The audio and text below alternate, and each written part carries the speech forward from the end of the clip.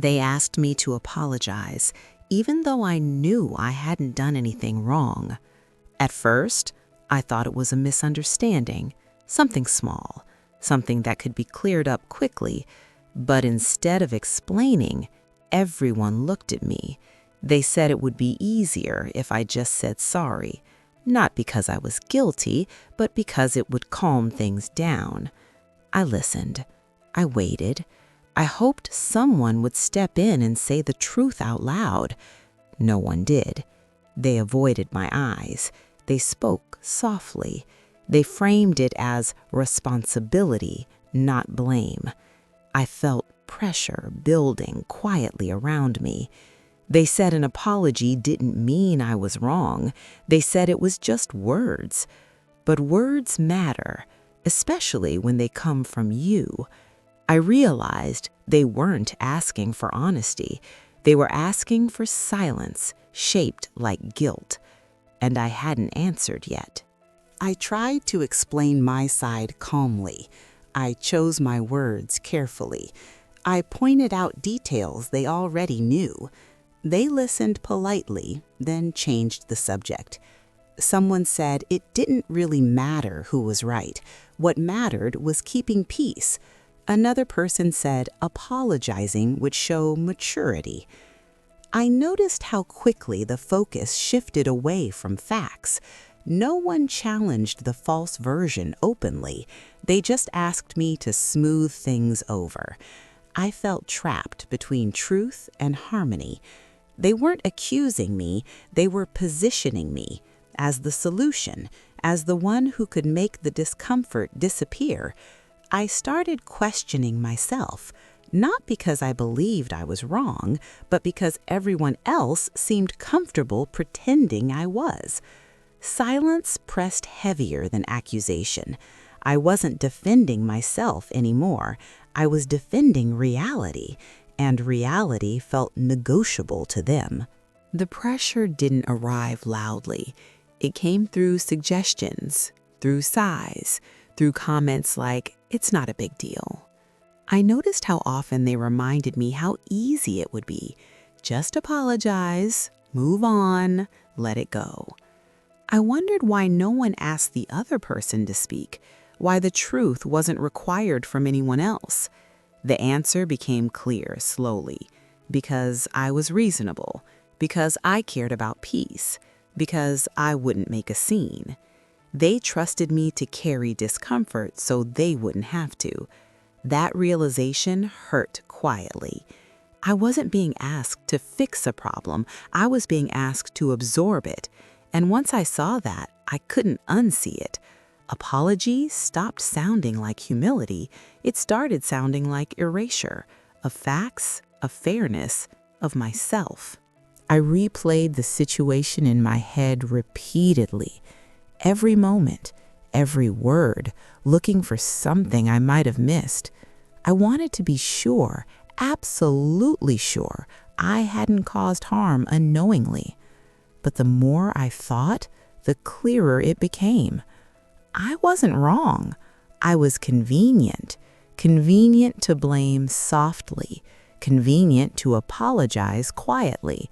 Convenient to restore balance without conflict. They weren't protecting truth. They were protecting comfort. And I was standing in the way. I noticed how relieved they seemed when I stopped arguing, how calm the room felt when I stopped explaining. Silence felt like approval to them. To me, it felt like surrender. I realized something important then. Sometimes people don't want resolution. They want quiet, and quiet often costs someone their voice. When I finally said the words, they felt heavy in my mouth. "I'm sorry." I said them slowly, carefully. Everyone relaxed instantly. Tension dissolved. Smiles returned. The problem was considered solved. No one asked how I felt afterward. No one corrected the record. They thanked me for being mature, for being understanding, for doing the right thing. Inside, something shifted. I didn't feel relief. I felt smaller, like I had folded myself to fit a version they preferred. The apology didn't hurt because it was spoken.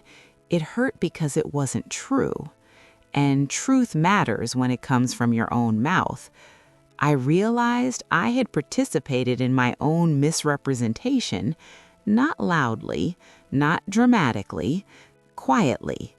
And that quiet stayed with me longer than the situation itself. After that moment, things seemed normal again, but I wasn't. I noticed how easily everyone moved on, how complete their relief was. It confirmed something I didn't want to accept. They needed closure, not accuracy.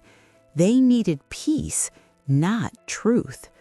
I stopped expecting acknowledgement. I started watching instead. Who benefits when silence wins? Who relaxes when someone else concedes? The apology didn't end the situation. It defined it. I was now the one who admitted fault, and that label stuck quietly. No one brought it up again because it was settled at my expense. I learned that apologies can rewrite history, especially when no one corrects them, and that knowledge changed how I viewed responsibility. Sometimes being the bigger person means being the quieter victim. I didn't become angry. I became cautious. I started paying attention to how often peace is prioritized over truth, how often fairness is labeled as disruption. I realized how frequently apologies are used as tools, not for healing, but for convenience. I stopped apologizing quickly. I started asking questions instead. Who benefits from this apology? Who avoids discomfort because of it? I noticed how rare it is for people to correct mistakes publicly, even when they know the truth. Silence protects many things, but rarely the person who speaks last. That awareness didn't make me bitter. It made me precise. I learned to separate humility from self-erasure. They are not the same, and confusing them costs more than people realize, especially over time. Trust changed for me after that. Not dramatically, subtly. I stopped assuming good intentions were enough. I watched actions more closely. I listened to what wasn't said. I noticed who encourages silence and who encourages clarity. Apologies stopped feeling simple. They felt powerful, dangerous when misused. I learned that asking someone innocent to apologize is a way of avoiding accountability. And once I recognized that pattern, I saw it everywhere.